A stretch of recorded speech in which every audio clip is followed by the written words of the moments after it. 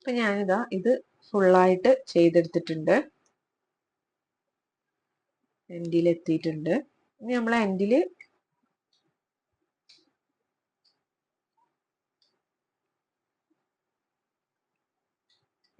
ചെയ്യുമ്പോൾ ഈ ഒരു നമ്മളെ ഇതുപോലെ അങ്ങനെ ഡോട്ട് വന്നിട്ടില്ലേ, അതിന്റെ അവിടെ തന്നെയാണ് അടിയിലേക്ക് കുത്തി താഴ്ത്തി കൊടുക്കേണ്ടത് കേട്ടോ.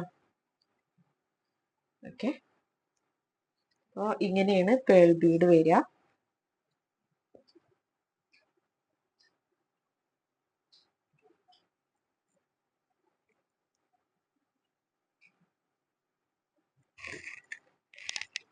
അപ്പോൾ നമുക്കിത് കട്ട് ചെയ്ത് കൊടുക്കാം.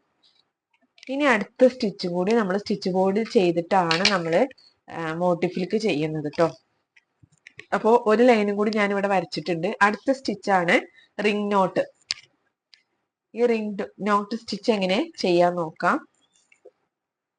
അതിന് നമ്മൾ ഇതുപോലെ ഒരു ലെയർ വെച്ചിട്ട് തന്നെയാണ് ചെയ്യുക. സാധാ നമ്മൾ മറ്റുള്ള വർക്കൊക്കെ റണ്ണിങ് സ്റ്റിച്ചൊക്കെ ചെയ്ത പോലെ ഒരൊറ്റ ലെയർ വെച്ചിട്ട് തന്നെയാണ് നമ്മൾ ചെയ്യാട്ടോ. ഇവിടെയാണ് ഞാൻ കെട്ടിട്ട് കൊടുക്കുന്നത്. ഒരു ത്രെഡ് ഇതുപോലെ ഇട്ടിട്ടുണ്ട്. ഇനി നമുക്ക് എങ്ങനെയാണ് റിംഗ് നോട്ട് ചെയ്യാൻ നോക്കാം. ഓക്കെ,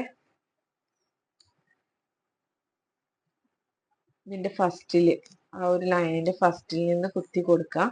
അതിന് ശേഷം നമ്മൾ ഈ ഒരു ത്രെഡ്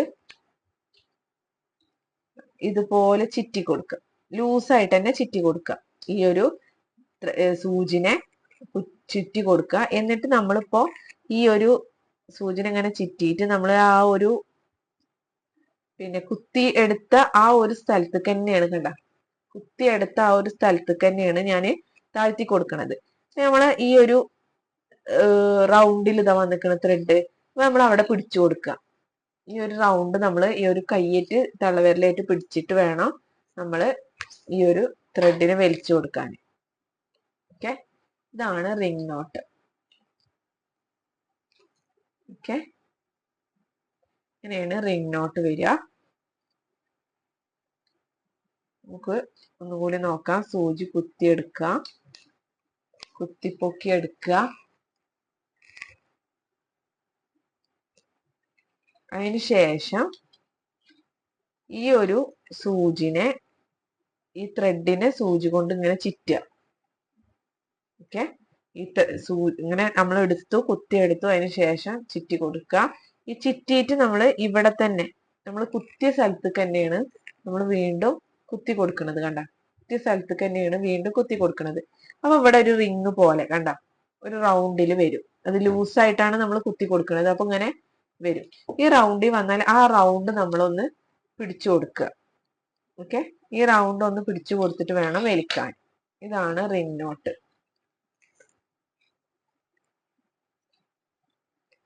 ഓക്കെ,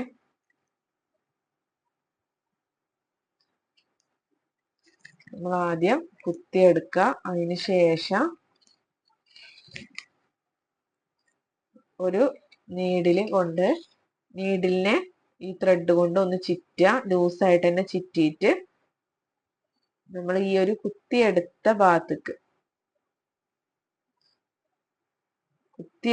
ഭാഗത്തേക്ക് തന്നെ ഇതുപോലെ കുത്തി കൊടുക്കുക.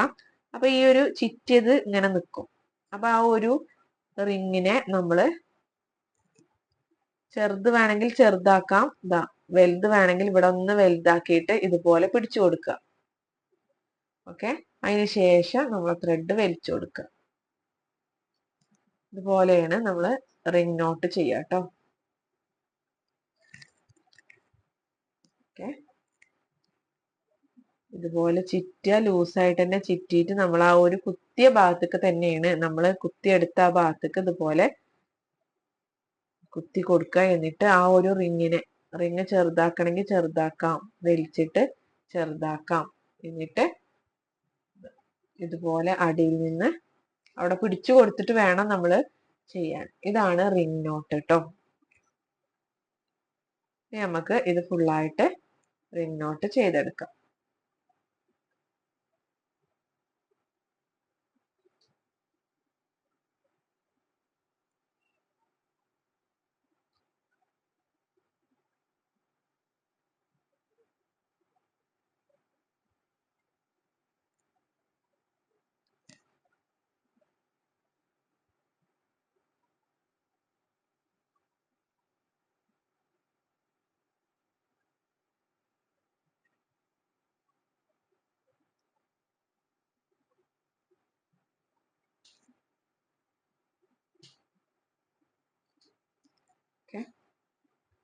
ഇതുപോലെ നമുക്ക് ഈ ഒരു ലൈന് ഫുള്ളായിട്ട് ചെയ്ത് കൊടുക്കാം.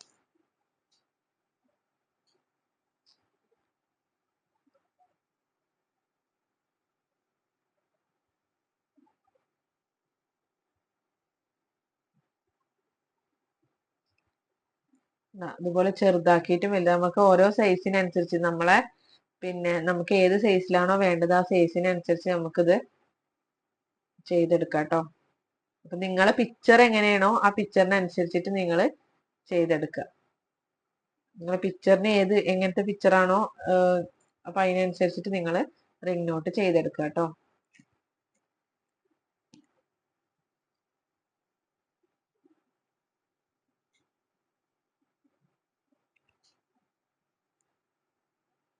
ഓക്കെ, ഇതാണ്.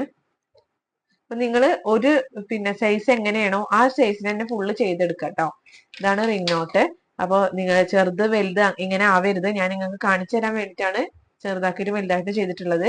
അപ്പൊ നിങ്ങൾ എല്ലാതും ഒരേ സൈസിൽ തന്നെ ചെയ്യാൻ ശ്രദ്ധിക്കുക. ഓക്കെ,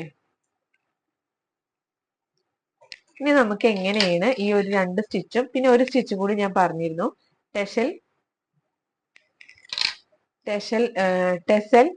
സ്റ്റിച്ച് ആണത്. അതൊരു 3D ഫ്ലവർ വരുന്ന രീതിയിലേക്കാണ്. മിക്ക ഡ്രസ്സിനൊക്കെ നിങ്ങൾ കണ്ടിട്ടുണ്ട്.